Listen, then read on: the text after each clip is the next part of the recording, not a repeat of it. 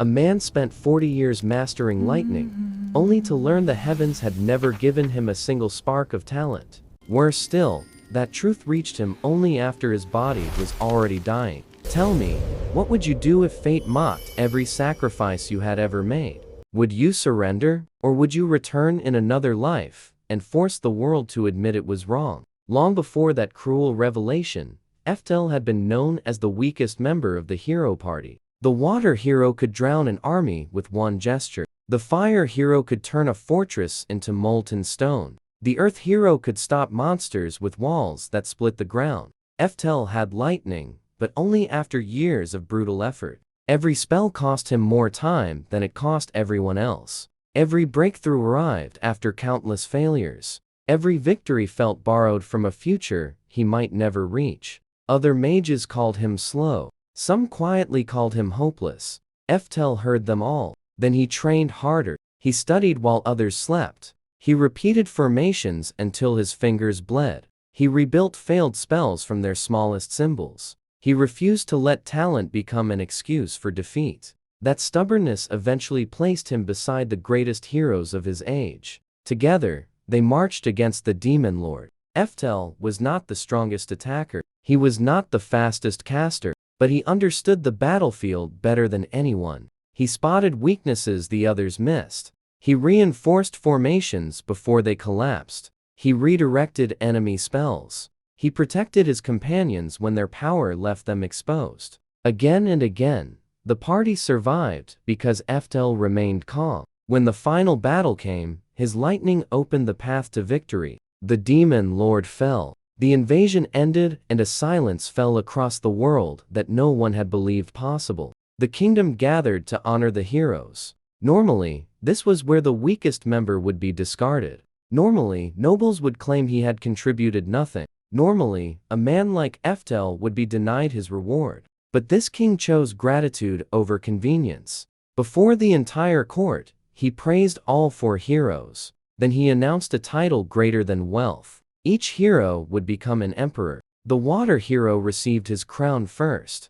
The fire hero followed. The earth hero stepped forward next. Finally, the king called Eftel's name. For one stunned moment, Eftel could not move. The title of emperor belonged to legends and the highest nobles. A common mage was never supposed to receive it. Yet the king declared that victory had depended on him. Strength alone had not defeated the demon lord. Knowledge, patience, and sacrifice had mattered just as much. Eftel bowed his head. The crown of the lightning emperor was placed upon him. In that instant, every insult seemed distant. Every lonely night of training felt justified. Eftel believed effort had finally defeated fate. He had no idea. Fate was only waiting to laugh later. And then everything he had built began to crack. Years passed after the war. The heroes scattered into peaceful lives. Eftel retired to a quiet countryside home. His hair turned white. His joints grew stiff.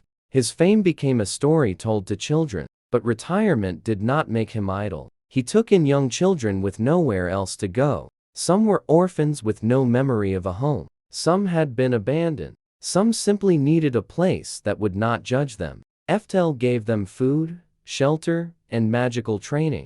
To the kingdom, he was the lightning emperor. To those children, he was family. One afternoon, he made them practice spell formations in the yard. Each child balanced a stone on their head. The exercise looked ridiculous. The lesson behind it was not. A mage who lost focus in battle could lose more than a stone. Several children failed immediately. Stones rolled into the grass. Magic circles flickered and collapsed. Eftel calmly told them to begin again. Little by little, their breathing steadied. Their hands stopped shaking. Their formations finally held. Eftel praised them, and for a moment, the old emperor looked almost peaceful. Then he announced that they would review 4th level magic. The exhausted children nearly cried. One student, however, was watching Eftel rather than the lesson. Her name was Merlin. She was a young demon girl, with sharp eyes and a gentle heart. Merlin asked whether Eftel should rest first.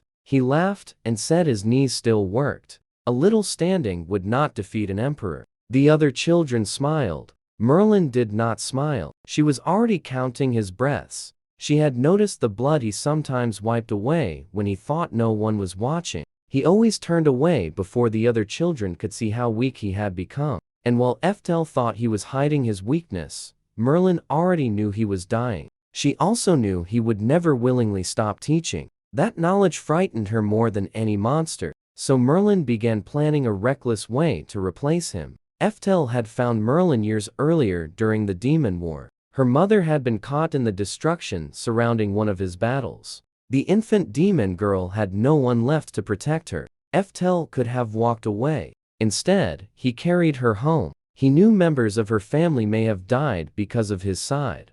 That guilt never completely left him. Merlin, however, remembered none of the hatred. She saw only the man who had raised her. That made her concern even harder for Eftel to bear. He returned his attention to the lesson. Merlin immediately asked to learn 6th level magic. The other children stared at her. They had only begun studying 5th level principles. Eftel asked why she was rushing. Merlin claimed she simply wanted to improve. He saw the determination, but not the fear beneath it.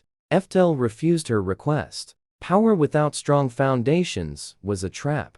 A spell was not mastered merely because someone knew its chant. The caster had to understand every current of mana inside it. Merlin lowered her head. She promised to focus on the basics, but that promise lasted only until sunset. Later, Merlin stood alone before a dark forest. The trees rose like a wall. Monster! Cries echoed beyond them. Every instinct told her to turn around. She forced herself forward anyway. Her plan was painfully simple. She would defeat a dangerous monster. Then everyone would recognize her as Eftel's best student. She could teach the younger children. Eftel could finally rest without feeling guilty. Merlin never considered what would happen if she failed. The forest answered that question quickly. A wolf monster burst from the undergrowth. Its shoulders were higher than her chest. Its claws tore trenches through the soil. Merlin fired a 4th level spell. The attack missed.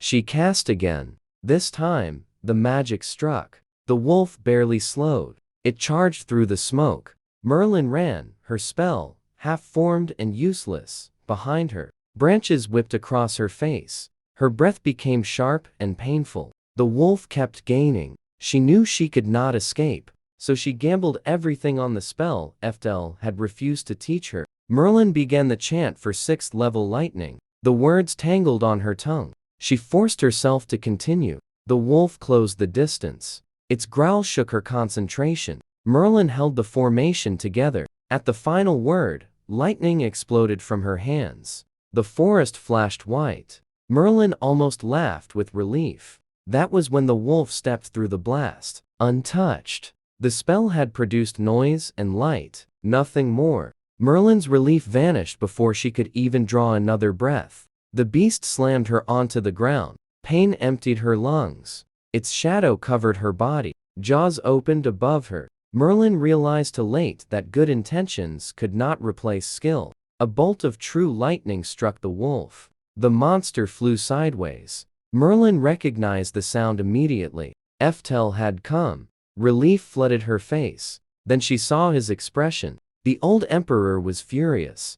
Merlin apologized before he said a word. Eftel asked what she thought she was proving. She tried to explain that she wanted to help him. He cut through the excuse. A rushed spell was not strength. An imperfect technique could betray its caster at the worst possible moment. Even the greatest magic was useless without understanding. Merlin listened with tears gathering in her eyes. Behind Eftel, the wolf began to move. The creature rose for one final attack. Eftel did not bother turning around. He told it not to interrupt a teacher. Then he released 10th level lightning. The wolf disappeared in a pillar of white fire. Only scorched ground remained. Merlin stared in awe. Her 6th level attempt had failed completely. Eftel's spell had erased the same monster without effort. To her, he still looked invincible. That illusion lasted until they returned home. Eftel told Merlin to sleep. She turned toward her room.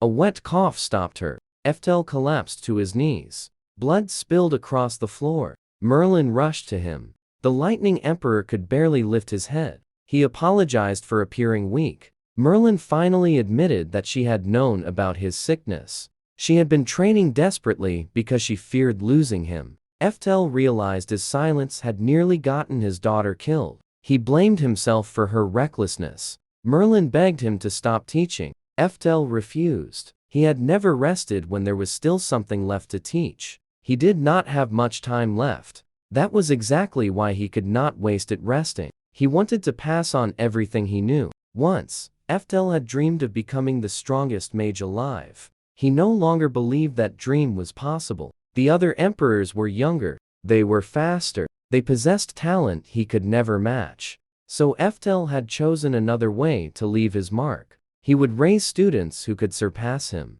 Merlin insisted he was already the greatest. Eftel smiled, but did not believe her. The following morning, excited knocking shook his door. One of the children carried a newly published research paper. The Flame Emperor had discovered a method for measuring magical aptitude. Eftel forgot his pain and snatched the pages. The process used enchanted liquids and strands of hair. Each vial responded to a different element. Brightness revealed the strength of the subject's affinity. For generations, mages had discovered talent through trial and error. They trained every element until one finally advanced faster. This new method could reveal potential from birth. It could save years of wasted effort. Eftel gathered the children in his laboratory. He chose Merlin as the first subject. 4 strands of her hair entered 4 vials. Everyone leaned closer. Blue light filled the first tube. Green blazed inside the second. Red gave a moderate glow. Brown remained faint. The results matched Eftel's observations perfectly. Merlin possessed exceptional talent for water and wind. Her fire and earth aptitude was lower. The children celebrated. Eftel studied the reactions in silence. The test was accurate. That meant it could answer the question haunting his entire life. Had he ever possessed the potential to become the strongest? Merlin asked why he needed to know. He was already the Lightning Emperor. Eftel prepared 4 fresh vials. He placed his own hair inside. And then nothing happened. Not a single vial changed color. The enchanted glass reflected only Eftel's stunned face. He checked every measurement. Then he repeated the experiment. The second result was identical. Eftel tried a third time. Still nothing. The same silence. The same empty glass. Not one element responded. There was no hidden affinity. There was no overlooked gift. His body contained absolutely no magical talent. The room became unbearably quiet. Eftel stared at the transparent vials. 40 years of pain rushed back at once. He remembered every prodigy who advanced without effort. He remembered every teacher who called him slow. He remembered every night spent forcing one more spark into existence. All that time, he had believed persistence would eventually close the gap. Now, science had proved the gap was built into his body. He had never been standing on the same road as the other heroes. He had been climbing a cliff with bare hands. The discovery should have made his achievements miraculous. Instead, Eftel felt cheated. No matter how hard he trained, fate had decided his limit before birth. His dream had not merely been difficult, it had been denied from the beginning. Pain tightened around his chest. Merlin called his name. Eftel tried to answer. His heart failed first. And then his knees gave out. He collapsed beside the clear vials. After that day, his illness worsened rapidly. Soon, he could no longer leave his bed. The children stayed close. Merlin rarely slept. Eftel's body weakened. His bitterness grew stronger. He cursed the spirits that had given others everything. He cursed himself for believing effort could conquer any wall. He had become an emperor. He had helped save the world. Yet his final thoughts focused on the summit he never reached. Eftel wondered how far he could have gone with even ordinary talent. He wondered whether all those years had been wasted. The answer never came. His breathing slowed. Merlin held his hand. The Lightning Emperor died, believing fate had defeated him. Then Eftel's soul opened its eyes somewhere beyond the world. A vast white realm surrounded him. A familiar goddess stood waiting. She smiled as though his death were merely a scheduled appointment. Eftel stared at her. Memories from before his life as a mage returned all at once. This had not been his first existence. More than 50 years earlier, The goddess of reincarnation had sent him into that world. His soul possessed a second reincarnation ability. Eftel had completely forgotten it. He suddenly felt embarrassed about cursing fate on his deathbed. The goddess welcomed him back. She praised what he had achieved without magical talent. Very few souls could have become an emperor under such conditions. Eftel did not feel proud. He still remembered the clear vials. The goddess announced that it was time for his next life. This time, she offered him a gift. A special growth skill would double his progress. With it, bottlenecks would no longer trap him. Eftel imagined the possibilities. Then he rejected the offer. The goddess raised an eyebrow, but did not look surprised. Eftel already possessed decades of magical knowledge. He knew the principles behind 10th level spells. He understood mistakes that younger mages had not even encountered. With a better body, that experience should be enough. He did not want borrowed power. He wanted to prove his own knowledge could carry him higher. The goddess accepted his answer. Light gathered around Eftel. The heavenly realm disappeared. When he opened his eyes again, he was a child. Tiny hands rested on a rough blanket. A woman called to him from another room. She was his mother in this new life. The house was small and peaceful. Eftel waited for the first moment he could move alone. Then he slipped into a storage shed. He gathered the materials for the aptitude test from memory. Hope made his young heart race. Perhaps this body had what the old one lacked. Perhaps the goddess had placed him on a fairer path. 4 strands of hair entered for vials. Eftel waited, telling himself this body might be different. Nothing changed. The liquid did not even ripple. He set the vials down with hands that would not stop trembling. He checked the process. Then he tested himself again. The result was the same. His second body also possessed no magical aptitude. Eftel stared at the vials in horror. He immediately remembered the gift he had rejected. Double growth suddenly sounded wonderful. The goddess had offered him freedom from the exact limit he feared. Now, he had turned himself into a talentless mage twice. Eftel imagined reaching 10th level magic again. He imagined stopping at the same wall. He imagined dying with the same regret. His second chance felt like a cruel repetition. Then a shadow passed over the shed. A dragon roared above the countryside. It was flying directly toward the nearby city. Knights raced beneath it. Their attacks failed to slow the beast. Eftel ran toward the danger by instinct. After several steps, he remembered his new body was only 4 years old. His old spells required power this body should not possess. At his previous peak, the dragon would have been easy prey. Now, he could barely reach an adult's waist. Still, Eftel pictured the 10th level lightning spell he had spent a lifetime perfecting. His mana reacted. The formation appeared without effort. Lightning tore from the sky. The dragon was struck before Eftel understood what was happening. Its massive body crashed outside the city. The knights surrounded it in disbelief. No one knew where the attack had come from. Eftel stood hidden among the grass. He was just as confused. His body had no talent. Yet the skills mastered in his previous life remained. The knowledge was not merely a memory. It had become instinct. But here was what fate had missed. It had given him another empty vessel. Eftel had brought his own power with him.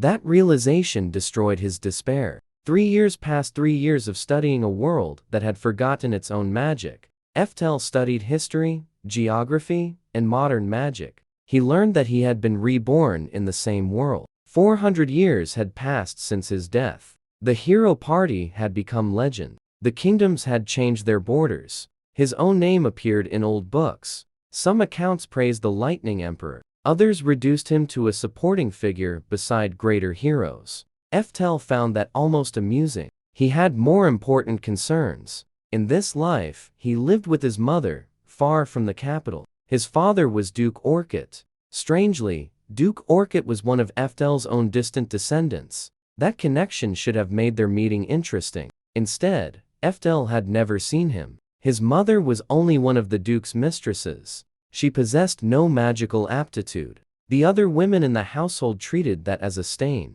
They believed a talentless woman had no place in a mage family, so she had been sent to live in the countryside. Her son was ignored with her. Eftel found the rejection irritating but not devastating. He had already survived one lifetime without support. As long as he could study, he needed little else. One member of the Orchid family still visited them. His name was Fraser. He was the second son of the Duke's lawful wife. That made him Eftel's half-brother. Fraser brought money for food. He checked the roof when storms damaged it. He spoke kindly to Eftel's mother. He treated Eftel like a real younger brother, and that was enough. Eftel decided he could trust him. During one visit, Fraser noticed the books around Eftel. He asked what the boy wanted to become. Eftel opened his mouth to answer. His mother covered it immediately. She explained that Eftel had inherited her lack of aptitude. Therefore, she hoped he would attend military school.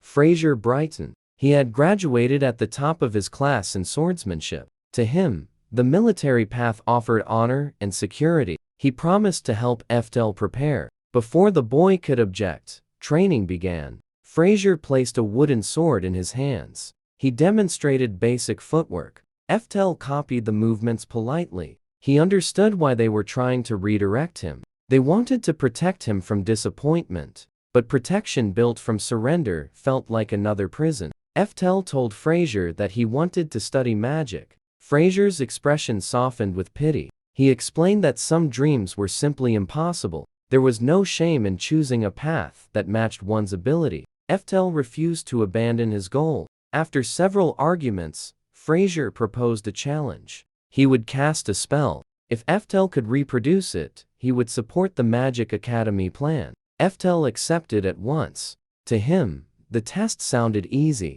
To Fraser, it felt cruel. He believed Eftel had no chance. This was meant to prove reality without harsher words. Fraser began chanting. He moved through a complicated sequence of gestures. Eftel watched in confusion. The chant was longer than necessary. The hand motions were wildly inefficient. By the time Fraser finished, he looked exhausted. A wind blade shot forward. It cut through the trunk of a tree. Fraser smiled proudly. In this era, the spell was considered impressive. He waited for Eftel's amazement. The boy merely tilted his head.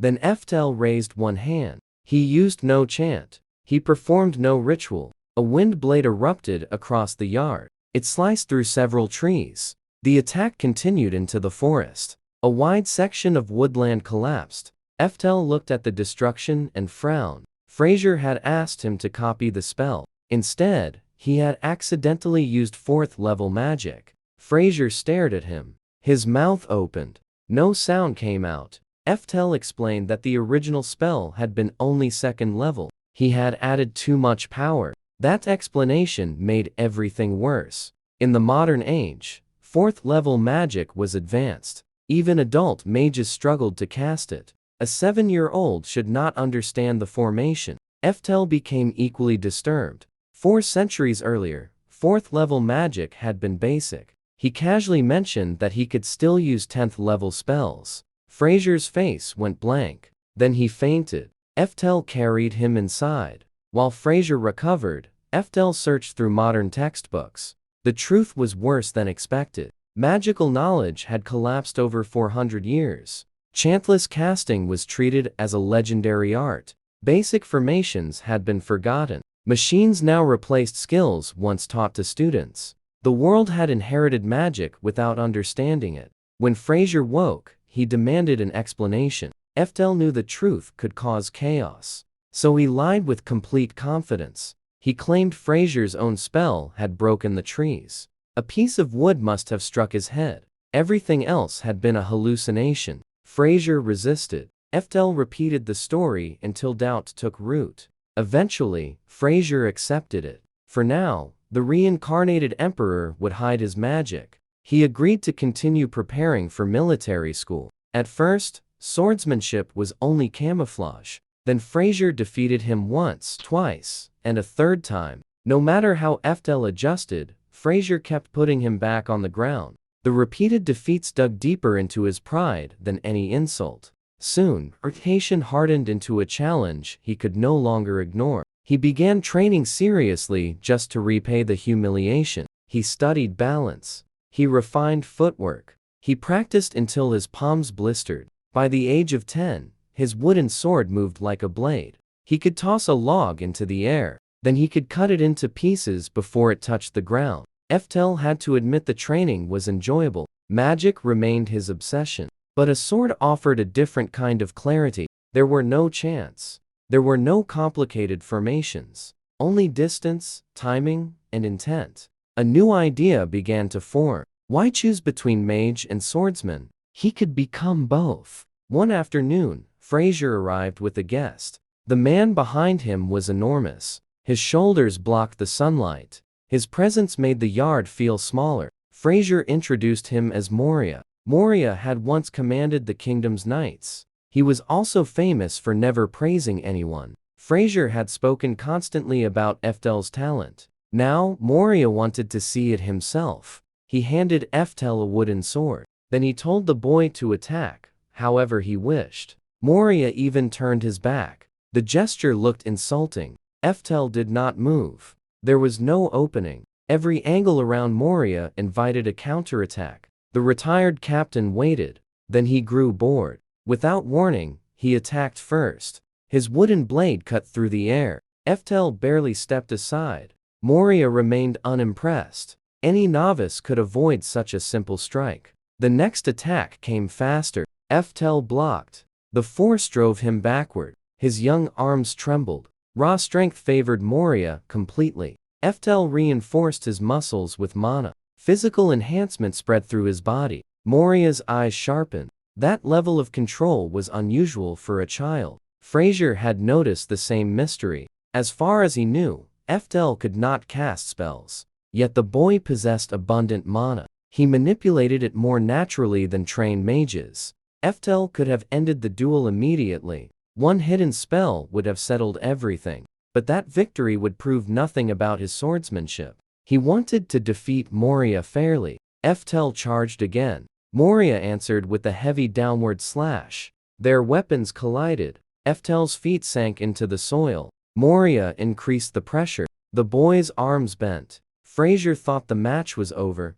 Eftel lacked the strength to win directly, so he stopped trying. In the middle of the clash, he shifted his blade sideways. Moria's weight carried him forward. Eftel stepped beneath the movement. He caught the larger man's balance. Then he used Moria's own momentum against him. The giant flew over the child's shoulder. He struck the ground with a thunderous crash. Dust rose around them. Fraser stared. Eftel lowered his sword. Moria remained motionless for 1 second. Then he burst into laughter. He admitted defeat without complaint. The boy had won through technique. Moria congratulated him for passing. Eftel asked what he had passed. Fraser finally revealed the real reason for the visit. Moria was not only a former knight captain, he was the headmaster of the military school. The duel had been an entrance examination. By defeating him, Eftel had earned guaranteed admission. There was only one delay. The school would not accept him until age 15. Fraser celebrated. Moria looked forward to teaching him. Eftel thanked them both. But while they spoke about his future, his mind returned to magic. The academy still called to him. The military path was now open. Yet the path he truly wanted remained guarded by a clear vial. For the next several years, Eftel trained both disciplines. He practiced swordsmanship openly with Fraser. He practiced magic only when no one could see. Storms became his favorite cover. Natural thunder concealed the sound of his experiments. One evening, rain hammered the forest. Eftel stood beneath black clouds, refining a 10th-level spell. The attack was already beyond modern understanding. He still considered the casting speed too slow. Perfection had no interest in excuses. Lightning struck nearby. Moments later, Fraser came running through the trees. He thought Eftel had nearly been killed. The boy calmly claimed he was fine. Fraser began lecturing him. Military school would begin the following year. Eftel needed to survive long enough to attend it. Those words forced a decision back into his mind. He had no intention of enrolling. Before the appointed day, he planned to leave home. He would attempt the Magic Academy examination instead. No one knew how he would overcome the aptitude test. Eftel did not know either. He only knew surrender was unacceptable. Before he could discuss the plan, Fraser brought unexpected news. Duke Orchid finally wanted to meet him. Eftel felt nothing. 14 years of neglect had already answered every question. His mother, however, looked overjoyed. Fraser also believed the family might finally reconcile. Eftel could not bear to destroy their hope. So he agreed to go. Orchid's estate was grand enough to shame a palace. The welcome inside it was colder than winter. The Duke did not embrace his son. He did not apologize to Eftel's mother. He barely looked at either of them. Orchid still considered Eftel a talentless burden. The meeting had only one purpose. Because Eftel had earned a military scholarship, the Duke would stop sending money. He had summoned them merely to announce the end of child support. Eftel's mother went pale. Fraser looked ashamed. Orchid appeared satisfied. Then the Duke arranged one more cruelty. He ordered another son to spar with Eftel. The opponent was Joachim. Orchid wanted the abandoned child injured before he left. Everyone moved to the training yard. Fraser quietly warned Eftel. Joachim was skilled. He was also vicious. If the duel became dangerous, Eftel should surrender. Eftel thanked his brother. Then he stepped into the ring. Joachim laughed at the sight of him. He had expected the talentless boy to run away. Instead, Eftel held out his hand for a weapon. Joachim threw him a heavy wooden sword. The blade was made from unusually dense timber. A clean strike could break an arm. A blow to the head could crush bone. Joachim described those injuries with obvious pleasure. He wanted fear. Eftel gave him silence. The lack of reaction enraged Joachim. He mocked Eftel's birth. He mocked his poverty. Then he insulted Eftel's mother. The yard seemed to grow colder. Eftel could ignore hatred aimed at himself. He would not tolerate contempt for the woman who raised him. He looked at Joachim. Then he looked at Orchid.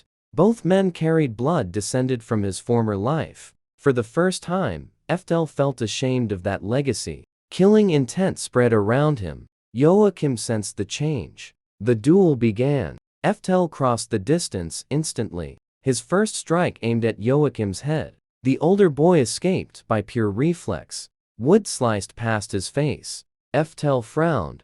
After all the praise, he had expected more. He attacked from the left. Joachim barely blocked. Eftel reversed the angle. Joachim stumbled. A third strike drove him backward. A fourth nearly tore the sword from his hands. Eftel had not even used physical enhancement yet. The moment mana reinforced his body, the duel ended. Eftel smashed the wooden blade into Joachim's face. The arrogant noble crashed onto his back. Blood ran from his nose. Disbelief filled his eyes. Eftel placed the tip of the wooden sword near him. Then he issued one warning. If Joachim insulted his mother again, the next match would end in death. No one mistook the threat for childish anger. Eftel turned his back on the Orchid family. He asked his mother whether she was ready to leave. She was still stunned by his strength. Pride slowly replaced the shock. Together, they returned to the countryside. Eftel expected retaliation. Orchid did not seem like a man who accepted humiliation quietly. Yet several days passed without incident. No soldiers arrived. No letter demanded an apology. The silence felt unnatural. Then someone pounded on the front door. Eftel and his mother opened it together. Fraser stood outside with Moria. Both men were covered in dirt. Both looked exhausted. And Moria was carrying a baby. Eftel asked what had happened. Fraser said the kingdom was facing an assassination plot.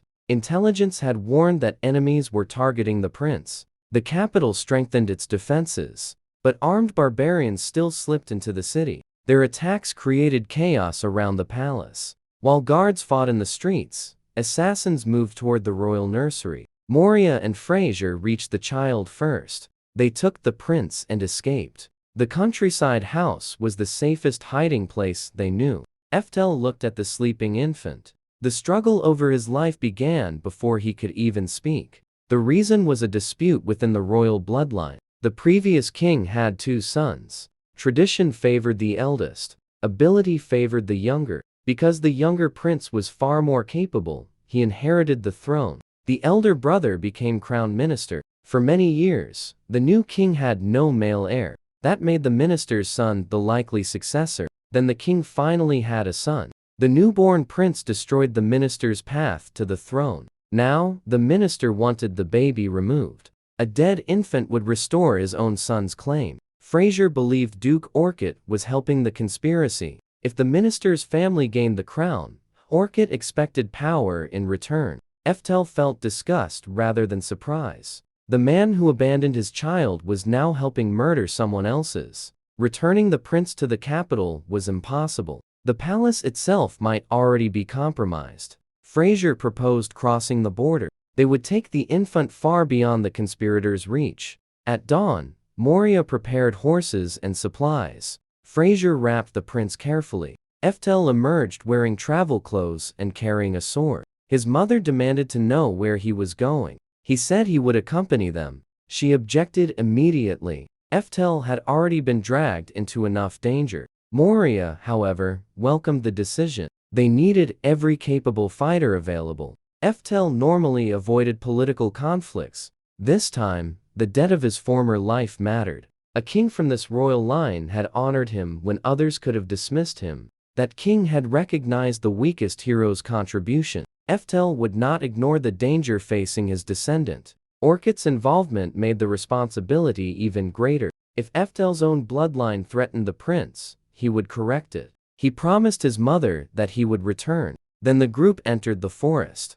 Moria led the way. Fraser carried the prince. Eftel watched the rear. The journey began quietly. Birds moved through the branches. Rainwater still clung to the leaves, cold and bright beneath the morning light. For several hours, no one followed, and the silence almost began to feel safe. Then the forest answered with a violent crash that rolled through the trees.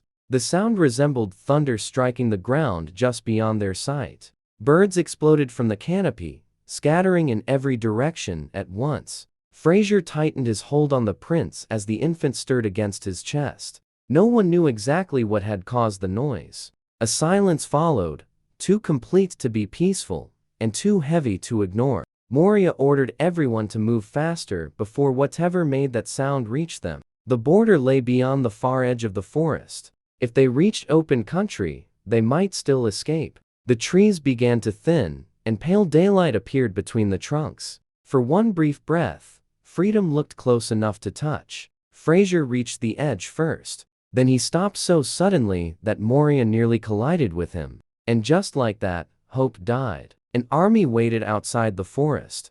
Rows of mages blocked the road, their staffs already raised toward the trees. Their uniforms displayed the crest of Duke Orchid. The Duke had predicted their route. He had placed his private division directly between them and freedom. Moria suggested retreating through the woods before the blockade closed around them. That was when another explosion sounded behind them. Flames climbed into the trees, turning the wet leaves orange and black. Orchid's mages had set the forest on fire. In a single heartbeat, the road ahead became a wall of mages, and the road behind became fire. Smoke rolled through the branches. The infant prince began to cry. Remaining hidden would only delay capture. Sooner or later, the fire would force them into the open. Fraser proposed walking out alone. As Orchid's legitimate son, he believed the soldiers would hesitate. He still hoped his father could be persuaded. Moria called the idea foolish. Eftel warned that a man willing to murder a baby would not respect family.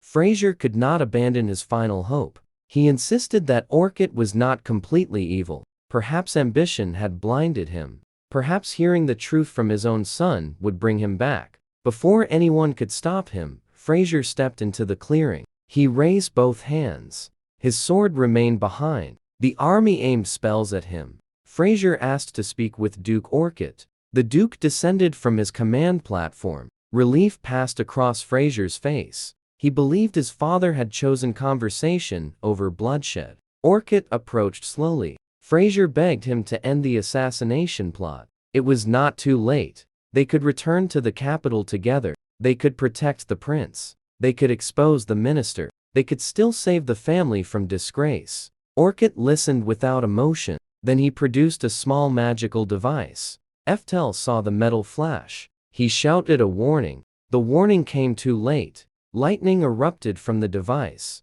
The current struck Fraser at point-blank range. His body locked. Smoke rose from his clothes. Then he collapsed at Orchid's feet. Moria shouted. Eftel moved forward. The Duke immediately ordered his mages to prepare their strongest spell. Dozens of soldiers connected mana to a large machine. Magical circuits began glowing. The formation pointed toward Fraser's unmoving body. Eftel recognized the structure. It was a crude 6th level lightning spell. In the modern age, that counted as ultimate magic. Fraser was unconscious. He had no barrier. He had no chance to escape.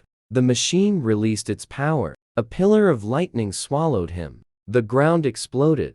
Trees bent beneath the shockwave. Eftel was too far away to reach him. For several seconds, the world became silent inside his mind. Orchid had attacked his own son. Not during a battle. Not by accident. He had lured Fraser close and executed him like an enemy. All of it served. A plot to murder an infant for political power. Something inside Eftel broke. He had planned to ignore Orchid. He had planned to live quietly and protect his mother. That future ended beneath the lightning. Orchid and his followers were no longer relatives.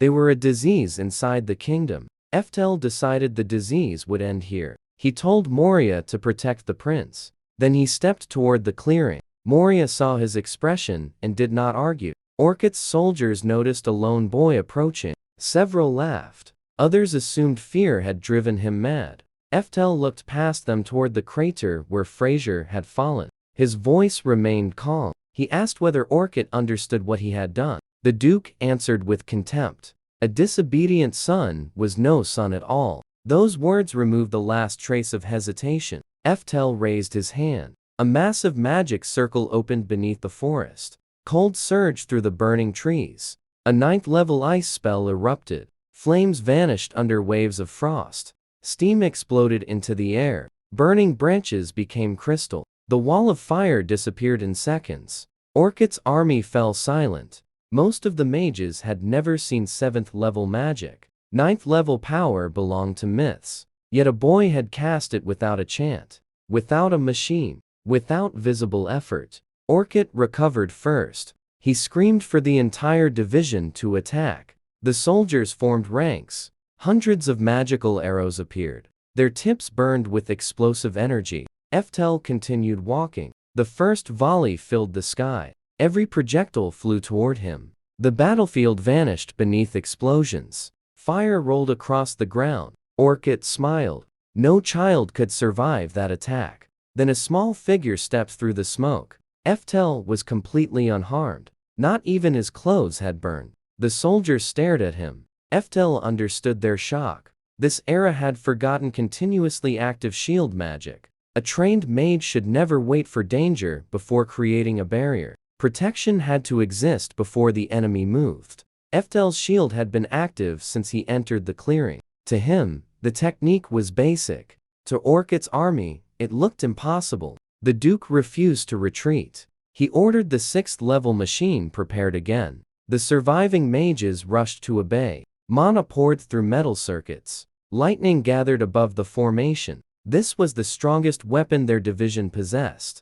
Eftel watched with disappointment. The structure was inefficient. The flow wasted nearly half its energy. The mages did not even understand the spell they were building. Eftel lifted one finger. He touched a weak point in the formation from a distance. The entire spell collapsed. Gathered lightning scattered harmlessly. The machine cracked. Several mages fell backward. Their ultimate attack had been erased before it could fire. Fear spread through the ranks. Officers shouted for discipline. No one listened. Eftel drew his sword. Then he disappeared from Orchid's sight. The first mage fell before the others saw him move. A second dropped behind him. A third lost his weapon and consciousness in the same instant. Eftel moved through the formation like lightning given human shape. His swordsmanship had once been a disguise. Now, it made his magic even more dangerous. Soldiers tried to surround him. Eftel slipped between their attacks. A blade came from the left. He redirected it. A spell came from the right. His shield absorbed it. A spear thrust toward his back. He turned and broke the shaft. Each movement wasted nothing. Each strike opened the next path. Moria watched from the forest in disbelief. He had tested Eftel as a talented child. He was now witnessing the technique of a veteran warrior. The soldiers became training targets. Eftel decided to test another idea. He coated his sword in concentrated mana. Then he formed a second-level spell along the blade. The edge began to hum. One mage charged him. Eftel swung once. The magical slash struck the man. His body vanished. Nothing remained where the mage had stood. Eftel looked at the sword. The result exceeded his expectations. Combining spellcraft with swordsmanship reduced casting time. It also focused the attack far more efficiently. The surrounding soldiers saw what happened. Their courage collapsed. Some dropped their weapons. Some turned toward the border. Others begged Orchid to retreat. The Duke screamed that anyone who fled would be executed. His threats no longer mattered. Men began running in every direction. Eftel looked at them without sympathy. They had burned the forest. They had helped trap an infant. They had watched Orchid attack Fraser. Not one had refused the order. Escape would only allow them to repeat the same crimes elsewhere. Eftel raised his sword toward the clouds. The air became heavy. Static crawled across every suit of armor. Dark clouds twisted into a spiral. The fleeing soldiers slowed. A vast magic circle spread across the sky. Some recognized the shape from ancient illustrations. Most had never seen anything like it. Orchid finally understood that his army was already dead. He ordered everyone to surrender. Eftel did not stop. A quick surrender could not erase chosen cruelty. The circle continued expanding. Lightning gathered at its center. For 400 years, 6th-level magic had been called supreme. Now, the world would remember what 10th-level power looked like. The first bolt struck the center of the army. White light erased every shadow. The sound arrived a heartbeat later. It was less like thunder and more like the sky splitting apart. Lightning raced through every formation. Armor melted like wax left beneath a merciless sun. Weapons evaporated before the soldiers understood what was happening. Magic machines burst into fragments. Soldiers became ash before they could scream. The storm moved with terrifying precision. It avoided the forest. It avoided Moria. It avoided the prince. It avoided the crater where Fraser had fallen. Every current followed Eftel's will. When the light finally faded, silence covered the battlefield. Hundreds of mages were gone. Only scorched marks remained where the division had stood. 2 enemies were still alive. Duke Orchid trembled in the center of the destruction. Joachim lay nearby, unable to move. A transparent barrier surrounded them. They had survived because Eftel had protected them. For one foolish moment, Orchid thought the boy intended mercy. Then Eftel walked closer. His expression carried no kindness. A painless death would have been too generous. Orchid had betrayed the crown. He had helped plan the murder of an infant. He had burned a forest to trap his own family. He had attacked Fraser without hesitation. Joachim had chosen to stand beside him. Both men would return to the capital alive. The kingdom would hear every charge.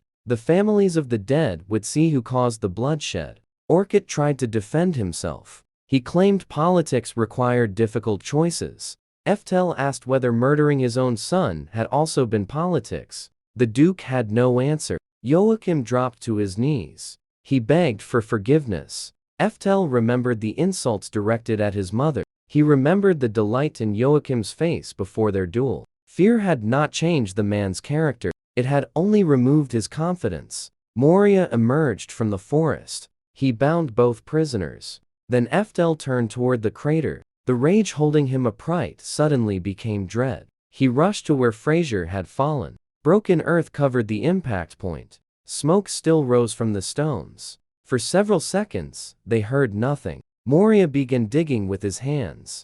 Eftel used magic to lift the debris. A weak breath came from below. Fraser was alive. Moria pulled him from the crater. His clothes were burned. His skin carried severe wounds. But his heart still beat. Around his neck hung a shattered pendant. The necklace had absorbed the deadliest part of the spell. Eftel recognized it immediately. 400 years earlier, it had belonged to him. He had worn it during the Demon War. Somehow, the artifact had remained inside his bloodline. Now a relic from his first life had saved his brother in the second. Relief nearly made Eftel collapse. Fraser had trusted the wrong man, but that mistake had not cost him his life. The group treated his wounds. Then they began the journey back to the capital. With Orchid's private army destroyed, no one blocked the road. The infant prince returned safely. News of the failed assassination spread through the court. Evidence connected the crown minister to the plot. Orchid's involvement could no longer be hidden. The duke was charged with treason. Joachim was charged beside him. Both had attempted to murder the royal heir. Both had supported an armed attack inside the kingdom. Their noble blood offered no protection. Investigators questioned them for every name involved. The court stripped away their privileges. Then the sentence was announced publicly. Orchid and Joachim would be executed. Crowds gathered to witness the judgment. The men who treated lives as tools finally faced the kingdom they betrayed. Eftel did not attend for revenge. He already knew the outcome. He stayed beside Fraser instead. His brother slowly recovered. The prince remained unharmed. The conspiracy had failed.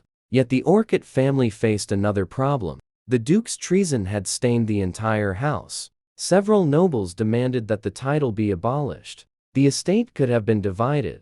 The family name could have disappeared.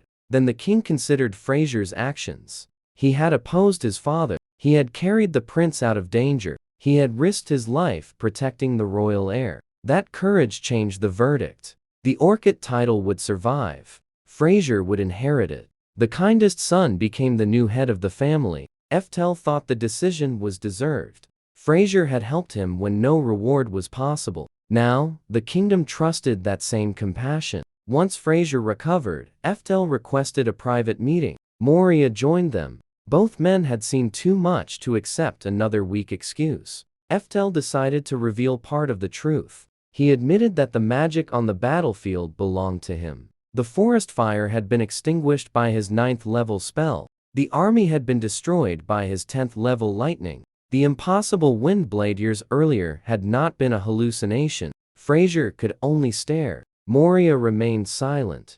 Eftel demonstrated chantless magic again. A formation appeared with the small movement of his hand. Then another spell formed above his sword. Neither man could deny what stood before them. Eftel apologized for hiding his strength. If the kingdom learned the truth early, chaos would follow. Nobles would try to recruit him. Enemies would try to eliminate him. Kings might fight over his loyalty. His mother could become a target. Fraser understood immediately. Moria agreed that secrecy had protected everyone. Neither man blamed Eftel. They were simply grateful his power had saved the prince. One secret remained hidden. Eftel did not mention reincarnation. He did not explain that an old emperor lived inside a young body. That truth was too dangerous even for trusted allies. Fraser eventually asked what Eftel planned to do next. Surely someone this powerful no longer needed a school. Eftel answered without hesitation. He still wanted to attend the Magic Academy. Moria thought it was a joke. Fraser searched his face for a smile. Eftel remained serious. He had surpassed modern instructors in raw knowledge. But the academy offered access to libraries, research, and the magical society of this era. It might also reveal why magic had declined. Above all, Eftel wanted to surpass his former life. 10th level magic had once been his limit. He refused to let it remain his final destination. Fraser stopped trying to redirect him. Moria promised his support as well. For the first time, Eftel could pursue magic with family beside him. Their support made Eftel remember the clear vials. 4 colorless tubes under cold laboratory light. He had mistaken that silence for judgment. Beside prodigies, every slow step felt humiliating. Even an emperor's crown never healed it. Then his second life repeated the test. The glass stayed clear again, yet a dragon still fell. Later, white lightning erased an army. Neither victory came from natural talent. They came from knowledge earned through failure, from instincts sharpened in real battles, from discipline that survived death. No vial could measure those things. No examiner saw 40 years etched into his soul. Talent had not created 10th level magic. Eftel had. The goddess understood that before he did. She offered an easier road. He chose the power he had forged himself. In the shed, his child hands trembled over empty glass. Minutes later, those hands called lightning down. The dragon crashed into the earth. That impact answered the vials. A body could begin empty. Mastery did not vanish with it. 4 centuries of decline made his experience priceless. Forgotten spells waited like sharpened tools. Still, experience could become arrogance. Eftel refused that new prison. The world changed while he was dead. Too much magic vanished with time. The academy might reveal why. Anyone mistaking empty vials for weakness would learn the truth. In his first life, he had followed a road defined by comparison. In this life, he would define the destination himself. The military school had been chosen for him by people who believed magic was impossible. The Magic Academy represented a choice made against that judgment. Fraser saw the certainty in his eyes. He gave Eftel his full blessing. Moria promised to help with every practical obstacle. Neither man understood how dangerous the academy would become once Eftel entered it. Teachers would see a student with no measurable aptitude. Eftel saw an opportunity. He no longer needed the world to recognize him. Immediately, the refusal to accept an incomplete answer had done that. Those qualities carried him into the hero party. Now, they would carry him beyond 10th level magic. Eftel made several promises to himself. He would keep reincarnation hidden. He would protect his mother from political attention. He would support Fraser as the new duke. He would repay the royal family for its kindness in his former life. He would discover why the world's magic had decayed. And he would never again let an aptitude test decide his worth. The clear vials had called him empty. A dragon had fallen anyway. Orchid had called him useless. His army had vanished anyway. Modern scholars called 10th level magic impossible. Eftel had cast it anyway. Every limit around him had spoken with certainty. Everyone had been wrong. That realization did not erase the pain of his first death. Merlin's tear still lived in his memory. The children he left behind still mattered. His old regret could not simply disappear, but regret no longer controlled the road ahead. Eftel finally understood what his first life had truly proven. Talent determined how easily someone began. It did not determine how far a soul could reach. Fate could give one child a brilliant affinity. It could give another nothing. It could place one heir in a palace. It could exile another to a forgotten house. But fate could not swing the sword for them. It could not endure the training. It could not choose loyalty over ambition. It could not decide whether power protected a prince or murdered one. Those choices belonged to people. Fraser had been born into privilege. He still chose compassion. Orchid had been born into power. He chose betrayal. Eftel had been born without talent twice. He chose magic both times. That choice was the true source of his strength. Soon, the academy gates would stand before him. Beyond them waited students raised to worship aptitude. They would measure worth through glowing crystals and inherited names. Eftel would arrive with neither. His test would show nothing. His family history would invite ridicule. His quiet behavior would hide the truth. Behind that harmless appearance stood the Lightning Emperor. Behind his young eyes lived decades of battle. Inside his hands rested magic the era had forgotten. And beneath his calm voice burned a promise made on his deathbed. He would reach the summit denied to him before. Then he would climb beyond it. Not to humiliate every talented mage. Not to demand worship from the kingdom. But to prove that his life had never been a mistake. The academy would become his next battlefield. Books would replace armies. At first, examinations would replace duels. Proud students would replace Orchid's soldiers. Yet the same rule would remain. Anyone who judged Eftel by appearances would regret it. Anyone who threatened the people he loved would face the full weight of his power. Anyone who tried to cage his future would discover that fate had already failed. Fraser began rebuilding the Orchid estate. Moria returned to his duties with the new respect for his future student. The infant prince remained under royal protection. Eftel's mother finally gained the security she had been denied. For a brief moment, peace returned. Eftel used that peace to train harder. At dawn, he practiced sword forms. At noon, he studied modern textbooks. At night, he reconstructed forgotten spells. Each day revealed another flaw in the magic of this era. Each flaw became another problem he wanted to solve. The boy, who once feared repeating his limits, now saw endless possibilities. His lack of aptitude had not changed. His determination had, and that was the only thing that had ever mattered. The world still believed power belonged to the gifted. Eftel was preparing to correct that belief. He had already defeated a dragon as a toddler. He had defeated a legendary swordsman without revealing his true strength. He had crushed a noble heir who insulted his mother. He had erased an army that betrayed the crown. And all of that happened before he entered the academy. The next chapter of his life would not begin with permission. It would begin with Eftel walking through those gates on his own terms. He had died once believing the heavens had abandoned him. Now, he understood that the heavens had never been the source of his power. The source had always been the man who refused to stop. With his family protected and his path finally chosen, Eftel turned toward the future. The talentless Lightning Emperor was ready to surpass fate itself.